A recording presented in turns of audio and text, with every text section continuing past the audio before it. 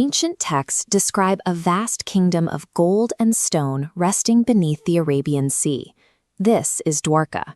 It is one of Hinduism's 7 sacred cities, known as the Puris, and a central destination for those completing the Char Dham pilgrimage.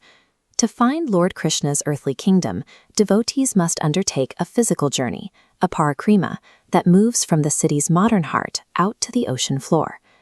The journey begins at the waterfront, approaching the spire of the Dwarkadhish temple. Also known as Jagat Mandir, this shrine is supported by 72 massive pillars. Above the spire flies a 52-yard flag. Its significance is so central to temple life that priests climb the structure to change the banner 5 times every day. The main complex also houses the Devki Mata temple, honoring Krishna's mother, the Trivikrama avatar shrine, and the Kusum Sarovar tank, keeping Krishna's family and expansions within his royal court. Nearby is the Gomti Ghat. At this point, the Gomti River flows into the Arabian Sea, creating a sacred space where devotees bathe to wash away their karma. These 5 central locations ground the pilgrim in the physical reality of the king's residence before the journey radiates outward. To reach the next stage, pilgrims board wooden ferries to cross the water to the island of Beyt Dwarka, traditionally known as Shankodar. As this archaeological map shows, Beyt Dwarka served as Krishna's private residential palace. It is the site where scripture records his emotional reunion with his childhood friend, Sudama. The island contains the Shankosora cave, where a conch demon was slain, and the unique Hanuman Dandi temple, where Hanuman is worshipped alongside his son, Makardwaja.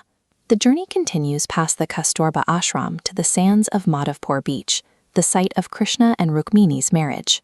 Leaving the mainland to visit these specific island sites highlights Krishna's private life, away from his royal duties as a king. The parikrama continues at the Nageshwar Jyotirlinga, where a massive statue of Lord Shiva stands beside one of his 12 most sacred shrines. 2 kilometers away from the main temple sits the isolated Rukmini Devi temple. Tradition explains this distance through a curse by sage Durvasa, who punished the couple with separation and turned the local groundwater salty. Nearby is the Gopi Talav.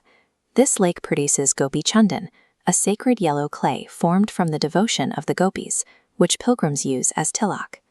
The Sharda Peeth monastery and the Sudama Setu suspension bridge act as modern markers of these ancient divine connections. These locations map the mythological lore of friendship and sacrifice directly onto the physical geography of Gujarat.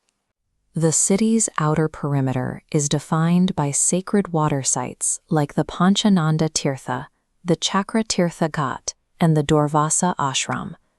Boundary protectors like Arjuna's well and the Siddheshwar Mahadev temple mark the edges of the ancient territory. Along the cliffs, the Oka Port temple and the Dwarka lighthouse overlook the currents of the Arabian Sea. Further regional markers include the Mitapur Birla temple and the Har Siddhi Mata temple.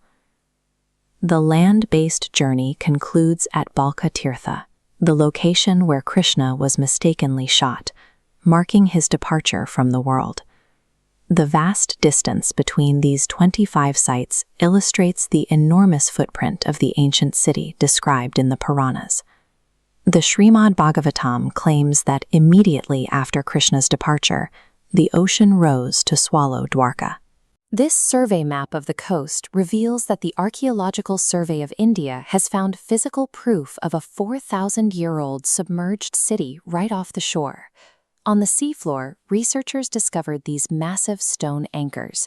Their size confirms that Dwarka was an active, large-scale port center. Divers have also mapped fortified structural foundations and geometric stone blocks that align with the descriptions of the ancient city's architecture. Walking the Dwarka parikrama provides more than a religious experience. It is a walk through a validated, submerged historical era. Completing the Char Dham pilgrimage at Dwarka remains a vital spiritual goal for those seeking moksha, or liberation. Pilgrims walk these paved roads and breathe the salty air of a site where history and devotional practice share the same geography. Ultimately, Dwarka represents a physical intersection of scripture and the earth, with the record of Krishna's life remaining visible in the temple stones and the underwater ruins.